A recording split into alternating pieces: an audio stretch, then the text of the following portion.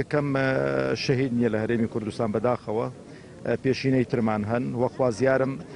دەستگا ئەمنیەکان بەجددی بێنە سەرخەت و هاوکاری یەکگرتووی ئیسلامی بن و ئەو پارێزەرانە بن کە دانراون بۆ بەدواداچوون بە کەیسی دکتۆر شەهید و شەیدۆشیار و باقی ئەوانەی تری کە لە پایتەختی هەرێمی کوردستان و لە پارێزگاکانی دیکە شەهید کراون تیرۆر کراون چیتر ئەو دەستە ڕەشە بە ئازادی هاتو چۆنەکە لە ناو هەرێمی کوردستان لە پایتەختی هەرێمی کوردستان و لە سەرجەم پارێزگاکانی هەرێمی کوردستان بۆی کە هاوڵاتیان وەلایەنە سیاسیەکان ئازادانە کاری سیاسی خۆیان بکەن و هەرچی کە